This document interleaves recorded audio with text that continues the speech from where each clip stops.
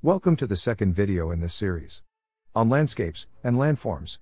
In our last video, we looked at the different types of landscapes and landforms. In this video, we will look at the geomorphic processes that help shape them. Don't forget to like, subscribe, and leave a comment. Landforms are created by geomorphic processes. These are natural processes that alter the lithosphere to produce distinctive landscapes and landforms.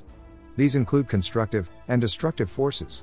Constructive forces are those that create new landforms or add to those that currently exist. A good example of this is how beaches are formed. Sand is slowly deposited over time, constructing a beach. Destructive forces wear down and damage landscapes, infrastructure, and property. An example of this are ancient ruins that slowly disappear over time when exposed to the elements. Weathering is the breaking down of rocks, soils, and minerals as well as wood and artificial materials through contact with the Earth's atmosphere, water, and biological organisms. This can be seen in the spectacular rock formations on the side of these mountains. Another example is when water enters existing cracks within a rock and then freezes and expands. This process repeats itself, with the end result looking like a straight cut. Erosion is the action of surface processes that remove soil, rock, or dissolved material from one location on the Earth's crust, and then transports it to another location. Erosion is distinct from weathering, which involves no movement. This is observable on coastlines where arches, caves, and stacks have been formed over many years of erosion. Another good example of erosion is when water moves over the surface of land and slowly starts creating a channel by eroding the rock and soil. Over time, this channel gets wider and wider, whilst also getting deeper. This is one of the factors that helped create the Grand Canyon in the United States of America. Deposition is the geological process in which sediments, soil, and rocks are added to a landform, or landmass.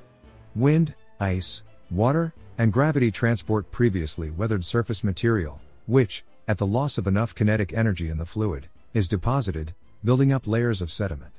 A good example of this is when the moving water in a river slowly erodes earth and rock from upstream and deposits the material at the river mouth, creating a delta. Lastly, tectonics are the processes that control the structure and properties of the Earth's crust and its evolution through time. There are many tectonic plates on Earth, and as these collide, separate, and slide against each other, over time, they will create some truly spectacular landscapes and landforms. An example of this is the Himalayas. Tectonic shift and volcanic activity can create new and higher ground. However, whilst this is occurring, weathering and erosion will continually bear down on these new surfaces.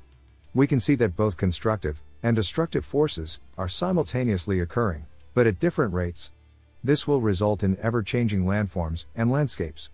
In this instance, you can see that tectonic shift helped create Mount St. Helens. This is a constructive force. However, when Mount St. Helens erupted, a large amount of the volcano was lost. This was due to destructive forces. Now you have an understanding of the geomorphic processes that help shape the Earth. In our next video, we will go through the biophysical processes that interact to create different landforms and landscapes. Again, don't forget to like, subscribe, and leave a comment.